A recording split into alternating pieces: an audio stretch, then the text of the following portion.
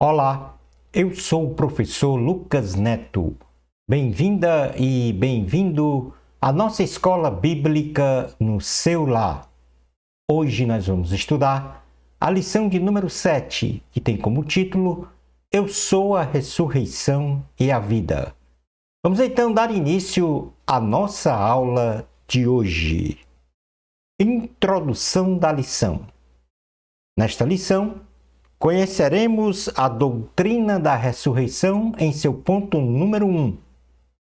Faremos a exegese da ressurreição de Lázaro, no ponto número 2.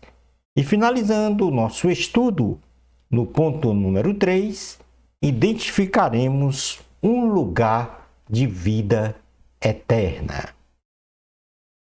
Ponto número 1 da lição, a doutrina da ressurreição.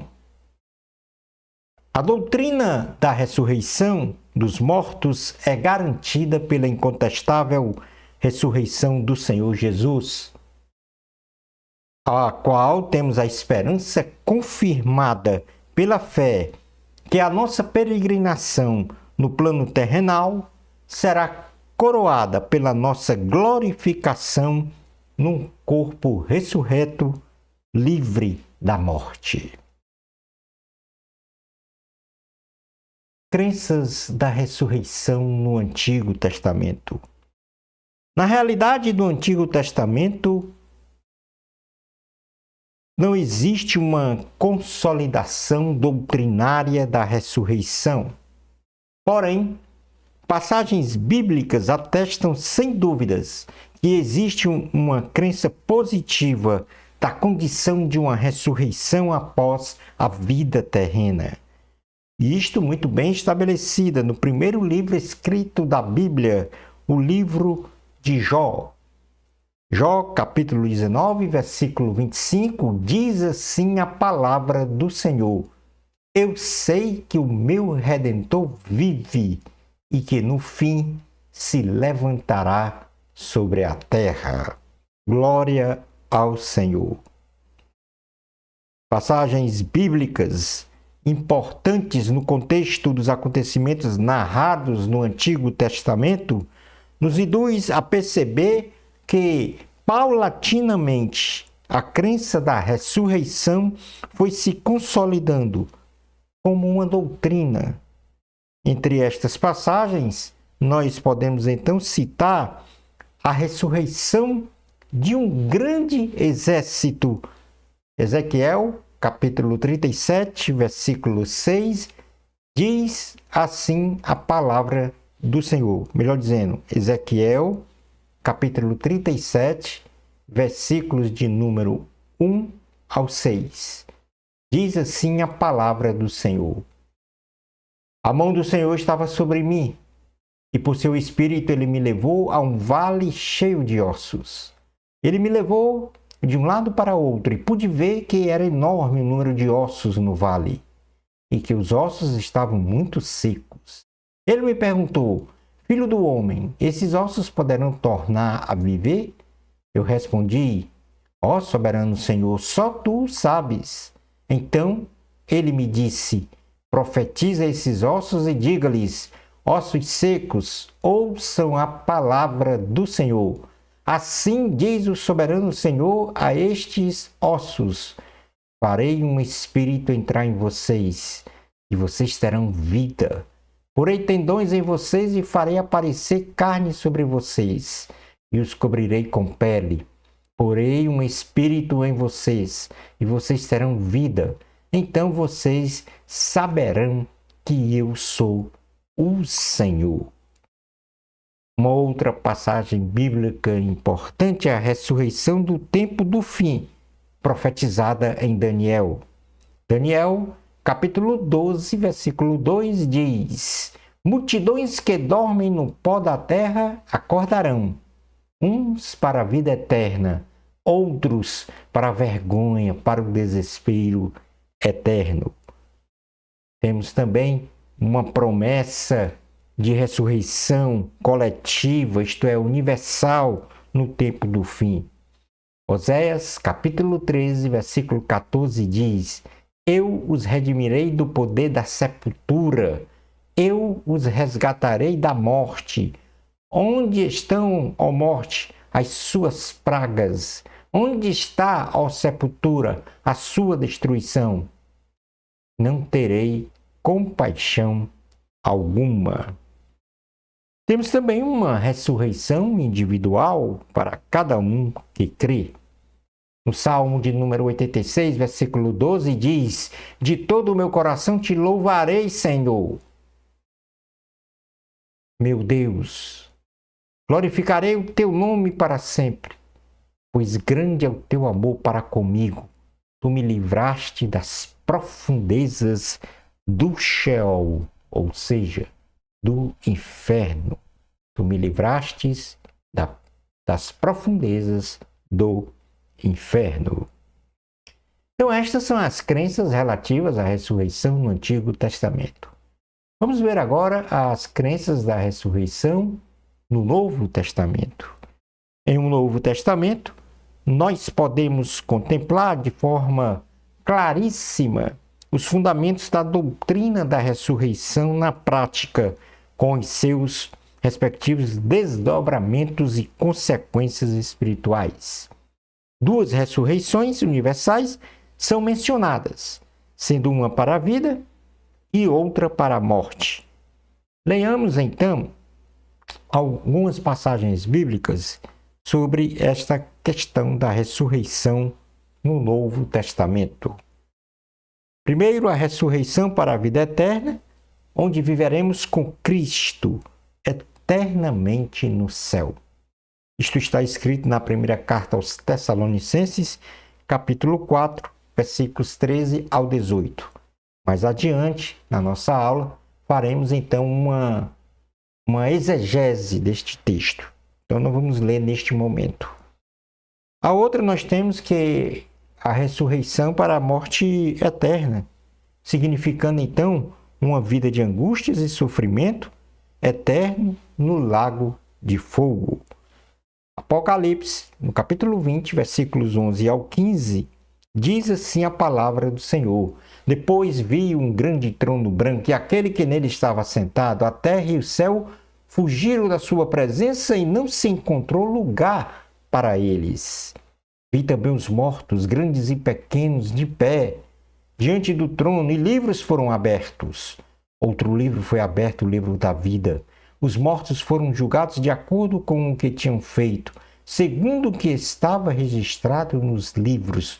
O mar entregou os mortos que nele havia, e a morte e o Hades entregaram os mortos que neles havia, e cada um foi julgado de acordo com o que tinha feito.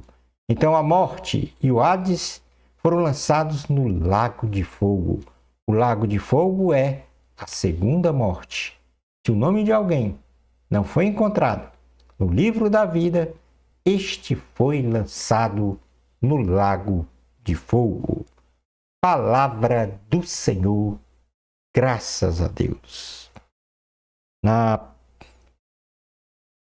Em Lucas capítulo 16, versículos 19 ao 31, Jesus ele afirma categoricamente, através do relato de uma parábola, a história de dois personagens que viviam na dimensão terrenal e que, após a morte física de ambos, um foi desfrutar da vida eterna sem sofrimentos, no caso o mendigo Lázaro, e o outro personagem, o rico, cujo nome não foi mencionado, foi viver uma vida de angústias e sofrimentos no lugar quente e inóspito, caracterizando esta condição de existir uma ressurreição para a vida eterna e uma outra ressurreição para a morte eterna, que significa viver separado de Deus. Lembrando que todos os textos bíblicos que aqui eu estou a ler e outros apenas mencionar estão nas nossas notas de aula. Você pode acompanhar no endereço que está aí no rodapé do slide na parte inferior. Lá você poderá então acessar as notas de aula e também esta videoaula. A natureza da ressurreição de Jesus. A ressurreição de Cristo é fato irrefutável e indubitável, sendo a ressurreição de Cristo a base fundamental de toda a teologia cristã. Se Cristo não ressuscitou, a nossa fé é débil, insignificante, ineficaz e vã. Portanto, não temos nenhum motivo para ter a esperança de também um dia provarmos a ressurreição para uma vida eterna no céu.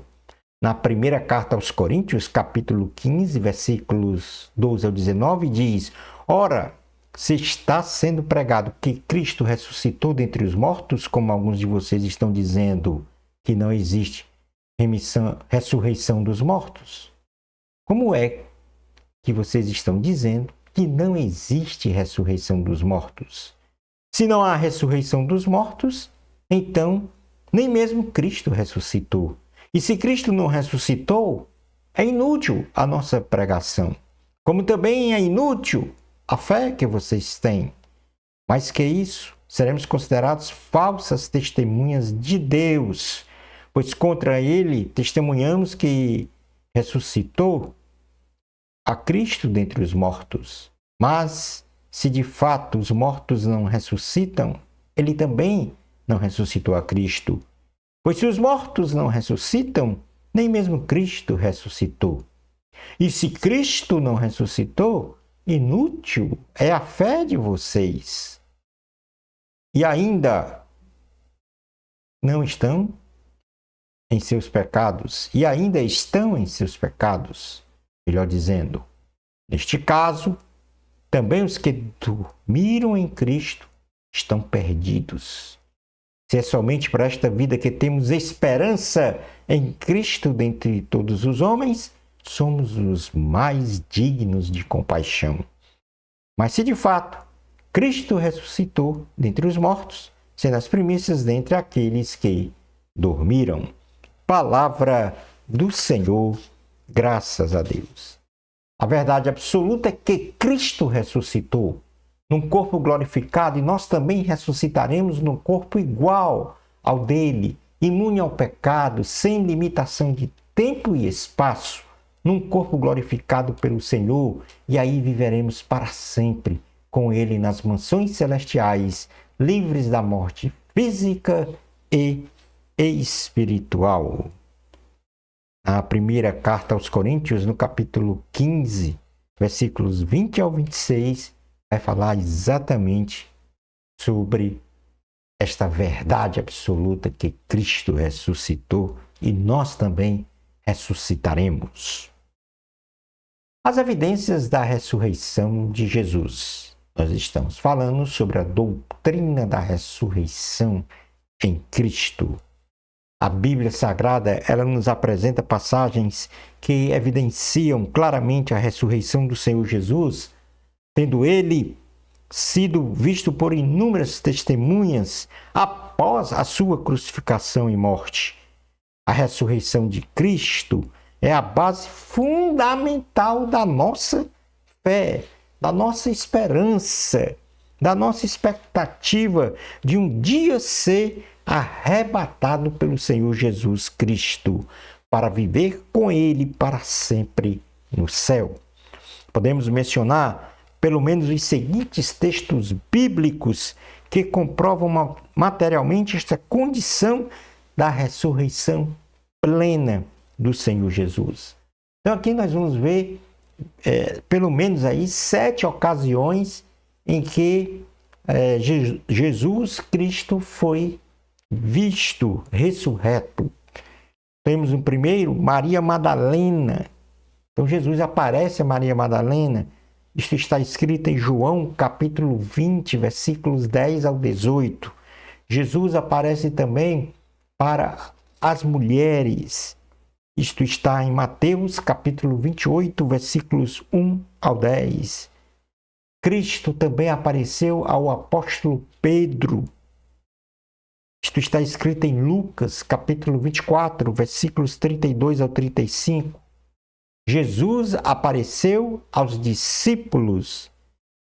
Isto está escrito em João, capítulo 20, versículos 19 ao 29. Na ascensão ao céu, Jesus apareceu aos discípulos, onde ele explica aos seus discípulos as Escrituras, dá instruções e ascende ao céu, voltando para a casa do Pai. Isto está escrito em Lucas, capítulo 24, versículos 44 a 53. Jesus aparece aos 2 discípulos na estrada de Emaús. Eles não o reconhecem, porém, posteriormente, Jesus é reconhecido, mas eles lamentam o fato de que só tardiamente reconheceram Jesus. Lucas, capítulo de número 24, versículos 13 ao 35. E Jesus apareceu a 500 pessoas, a Tiago, ao apóstolo Paulo. Isto está escrito na primeira carta aos Coríntios, no capítulo 15, versículos 1 ao 8.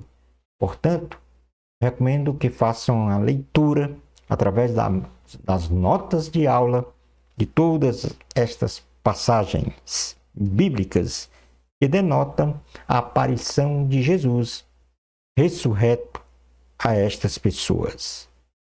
Mas qual foi o propósito da ressurreição de Cristo?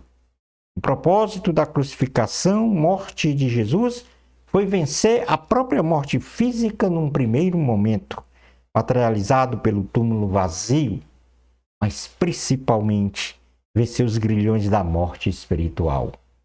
Um Deus que se fez carne, habitou entre nós e derramou seu precioso sangue pela remissão dos pecados de toda a humanidade e também de forma universal. Jesus, demonstrando seu infinito amor para conosco, se deixou ser crucificado, morto e sepultado, e ao terceiro dia ressuscitou, consolidando plenamente a nossa salvação da morte, da mais profunda sepultura, a justificação de nossos pecados diante de Deus, nos redimindo para nos reconciliarmos e termos um corpo glorificado igual ao dele. Nossa grande esperança foi relatada por Paulo na sua carta aos Coríntios, que tipifica a nossa majestosa vitória sobre a morte, onde um dia viveremos plenamente e em abundância com o Senhor Jesus. Na primeira carta aos Coríntios, capítulo de número 15, versículos 50 ao 57, diz: Irmãos, eu lhes declaro que carne e sangue não podem herdar o reino de Deus, nem o que é perecível pode herdar o imperecível.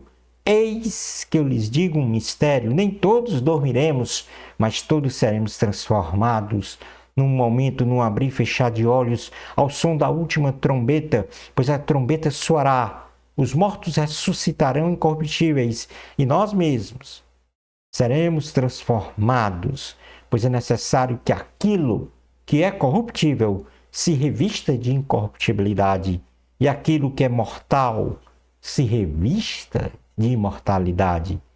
Quando, porém, o que é corruptível se revestir de incorruptibilidade e o que é mortal de imortalidade, então se cumprirá a palavra que está escrita: a morte foi destruída pela vitória. Onde está, ó morte, a sua vitória? Onde está, ó morte, o seu aguilhão? O aguilhão da morte é o pecado, e a força do pecado é a lei. Mas graças a Deus, que nos dá a vitória por meio de nosso Senhor Jesus Cristo. Palavra do Senhor, graças a Deus. Vamos agora para o ponto número 2 da lição.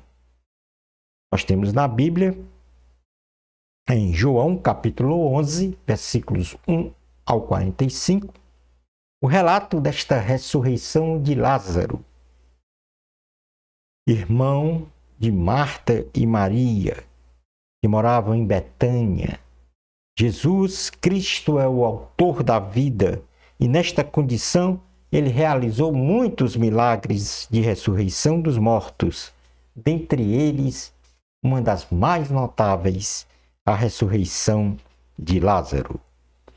E fazendo uma rápida exegese da ressurreição de Lázaro, nós temos o primeiro ponto, a morte de Lázaro. Lázaro, irmão de Marta e Maria, estava enfermo e suas irmãs mandam avisar Jesus que Lázaro estava muito doente. Jesus, ao tomar conhecimento deste fato, disse: esta enfermidade não é para a morte, mas para a glória de Deus, para que o Filho de Deus seja glorificado. Jesus amava muito esta família e demorou ainda 2 dias até decidir ir para Betânia, cidade onde a família morava. Entretanto, os seus discípulos ficaram preocupados, pois Jesus, tendo enfrentado os seus ensinos farisaicos, ou os ensinos farisaicos, melhor dizendo, estava passível de ser apedrejado por eles. Porém, Jesus, apesar do risco de apedrejamento, disse-lhes que a providência divina estava a caminho para curar Lázaro, pois ele estava apenas adormecido, no que foi entendido pelos discípulos que Lázaro apenas dormia e iria ser despertado pelo Senhor. Jesus corrige esta conclusão dos discípulos, dizendo que Lázaro havia morrido fisicamente. E pelo fato dos discípulos lá não estarem no momento da morte de Lázaro, isto ocorrera para que eles crescem no poder de Deus. Tomé, cônscio do perigo de ir para os arredores de Jerusalém e serem apedrejados, disse aos condiscípulos que também eles iriam morrer junto com Jesus, pois os fariseus procuravam matar o Senhor.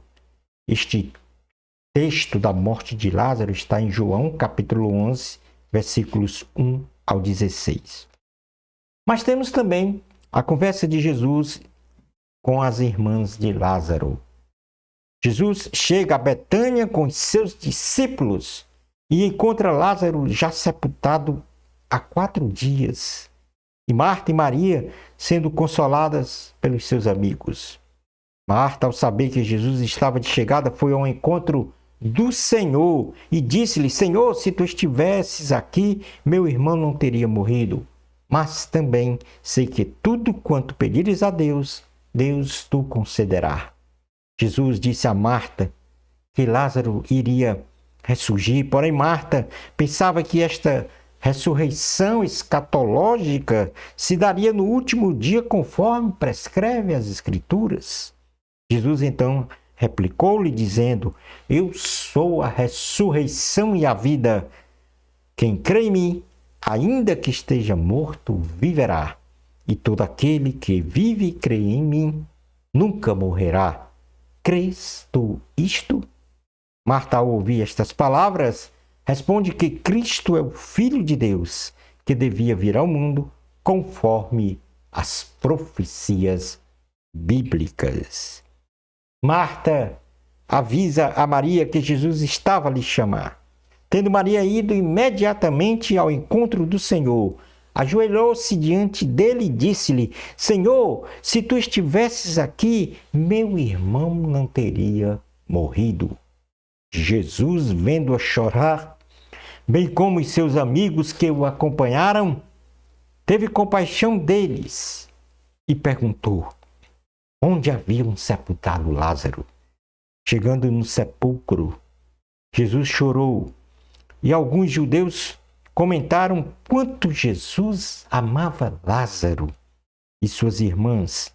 Outros disseram que Jesus podia ter evitado a morte de Lázaro, curando-a da enfermidade, pois Jesus fizera tanto milagres, inclusive o de abrir os olhos do cego.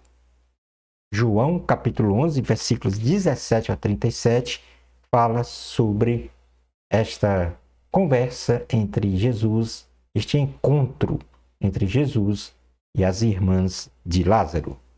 E finalmente nós temos a ressurreição de Lázaro. Jesus encaminhou-se para o túmulo e ordenou que retirasse a grande pedra que fechava a entrada do sepulcro. Mas Marta disse a Jesus: Senhor, já cheira mal, porque é já de 4 dias. Jesus replicou-lhe: Não te hei dito que, se creres, verá a glória de Deus? Tendo sido retirada a pedra da frente do túmulo, Jesus levanta os olhos para o céu e disse: Pai, graça te dou por me haveres ouvido.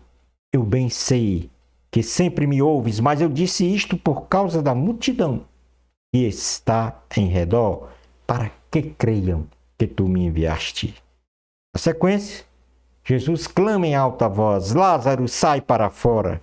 Mesmo enfaixado por todo o corpo e com um lenço envolto no rosto, Lázaro sai, andando, com vida do túmulo. Então, Jesus ordena que retirem as faixas de Lázaro, e todos que ali estavam creram em Jesus. Isto está escrito em João capítulo 11, versículos 38 ao 48. Portanto, aí nós temos a ressurreição de Lázaro com base no texto da lição de João, capítulo 1, ou melhor dizendo, capítulo 11, versículos 1 ao 45. Deste episódio que nós podemos ter como mensagem central é que Jesus, como ele disse, eu sou a ressurreição e a vida. E outra mensagem de Cristo é que também é válida para nós: se creres, verá a glória de Deus. Mas 2 outros ensinamentos estão aí neste milagre de Jesus para a ressurreição de Lázaro. E o primeiro é que neste mundo nós temos aflições, mas temos também a providência divina. Lázaro, Marta e Maria eram grandes amigos e muito amados por Jesus, mas este fato não implicava que esta família estivesse imune às intempéries e aflições da vida. Da mesma forma, nós cristãos passamos muitas aflições neste mundo, sendo isto inerente a qualquer ser humano. A diferença é que temos um Deus que nos garante no momento certo a providência divina para o enfrentamento destas aflições, mesmo aquelas que venham a resultar em morte física, pois nós temos a esperança garantida que, assim como Jesus ressuscitou Lázaro, ele também nos ressuscitará para a vida eterna. Na primeira carta de João, no capítulo 5, versículos 4 ao 5, diz assim a palavra do Senhor: O que é nascido de Deus vence o mundo, e esta é a vitória que vence o mundo, a nossa fé. Quem é que vence o mundo? Somente aquele que crê que Jesus é o Filho de Deus. Em outra passagem, João 16:33, diz a palavra: Eu lhes disse essas coisas para que em mim vocês tenham paz. Que é Jesus falando. Neste mundo vocês terão aflições, contudo, tenham ânimo, eu venci o mundo. Jesus é a vida, tanto a vida essencial quanto a vida eterna. Jesus teve compaixão daquela família e manifestou esta compaixão ao chorar. Mas aquele momento era um momento em que o Cristo seria glorificado pelo Pai e o Pai pelo Filho. Portanto, a ressurreição de Lázaro nos mostra que Jesus é a vida essencial para nós, que Jesus é a vida eterna. Como ele disse, eu sou a ressurreição e a vida. Se creres em mim, verá a glória de Deus. Um lugar de vida eterna, então, encerrando a nossa aula de hoje, deveras um pouco longa, mas necessária. O céu é um lugar de paz, que tipifica a porta estreita que leva para a salvação, pois o homem que entrar por esta porta terá vida eterna e viverá com o Senhor Jesus para sempre. Os mortos em Cristo Jesus, após passarem pelo paraíso, ressuscitarão em um corpo glorioso para imediatamente desfrutarem da vida eterna. Então nós temos aí a vida física, quando uma pessoa morre fisicamente, mas não espiritualmente, o corpo volta para o pó. A alma vai para o paraíso. Por ocasião do arrebatamento, corpo e alma vão novamente se juntar e ressuscitar num corpo glorioso. E deste corpo glorioso será levado aos céus num piscar de olhos para a vida eterna.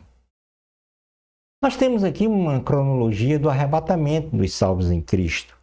E isto está na primeira carta aos Tessalonicenses, no capítulo 4, versículos 13 ao 18, onde o apóstolo Paulo, ele, devido às grandes dúvidas suscitadas pelos cristãos da igreja de Tessalônica, então ele lançou na sua carta à igreja exaustivas explicações e ensinamentos revelados sobre a condição dos mortos e vivos fisicamente no que tange aos acontecimentos por ocasião do arrebatamento para a vida eterna. Então, tanto a situação dos não salvos como aqueles que serão salvos está aí definido. Então, ele primeiro fala da situação dos mortos. Então, ele diz que nós não podemos estar tristes como os vivos sem Cristo, que morrerão sem esperança e sem saber para onde irão, os que estão sem Cristo.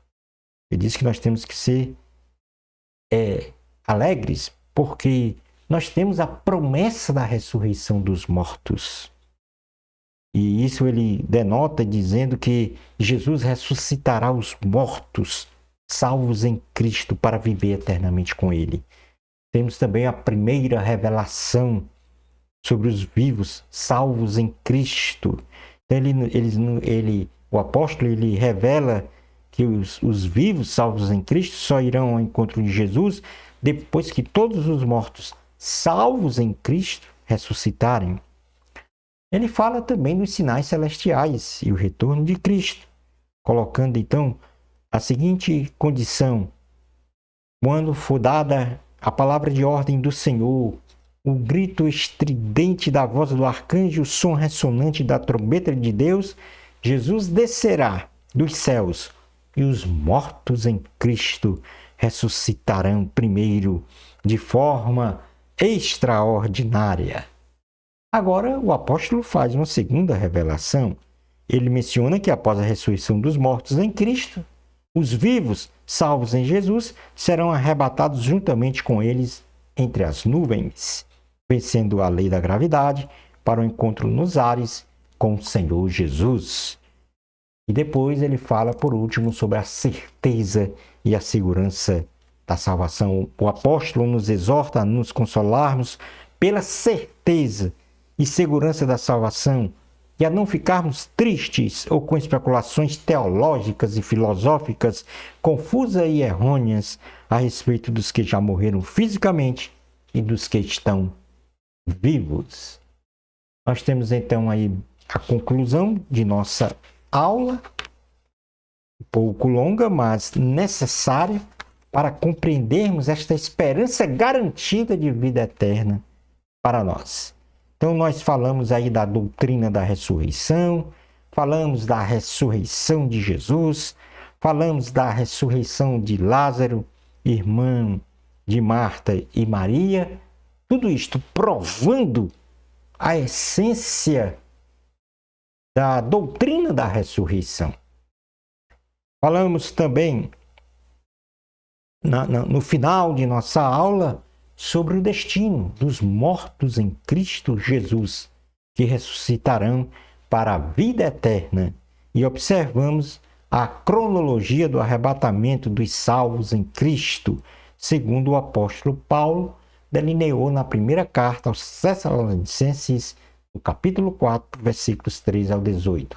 Na próxima aula, nós vamos estudar a lição de número 8, uma lição de humildade. Bênçãos especiais de Jesus para você. Amor a Cristo. A glória é de Deus. Até a nossa próxima escola bíblica no seu lar. Isto se Deus permitir.